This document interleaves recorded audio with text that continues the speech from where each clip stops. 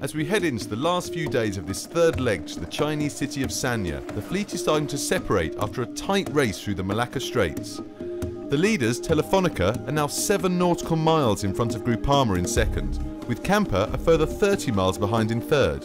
We then have Abu Dhabi in fourth, having lost touch with Camper, and finally Sanya at the back of the pack, some 250 miles behind the leaders. Puma have made a bold move, breaking away from the pack. Skipper on board, Ken Reed, explains. We have clearly taken on the role in this race as the boat not to make it boring. So with that in mind, we've decided to not play follow the leader and just go up the Vietnamese coast. We are splitting offshore out into the South China Sea, out actually to an area called the Dangerous Grounds. There's really 2 choices.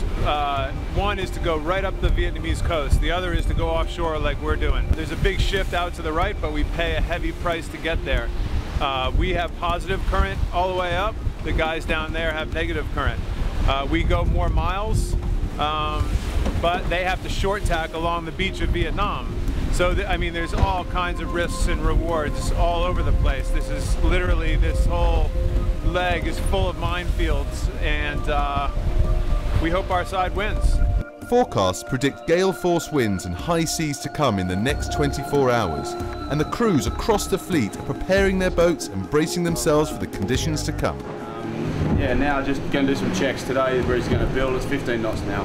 By tonight, you know, it could be 25 and pushing more in the next day. So now, while it's calm and I can actually get up the front here, I'll go through, check all the generator, check all the coolant, check whatever we need, you know, make sure that all the bolts are made up and hopefully nothing will come loose.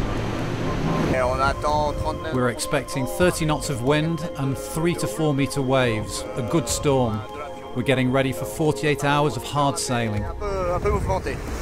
On board Camper, their checks have thrown up a problem. A piece of fishing line has become caught on one of their dagger boards.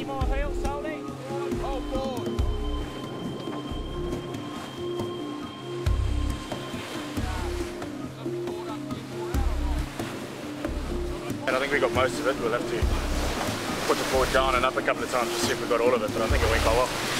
Oh, just another day. Stay tuned to see how the fleet fare in the predicted conditions to come.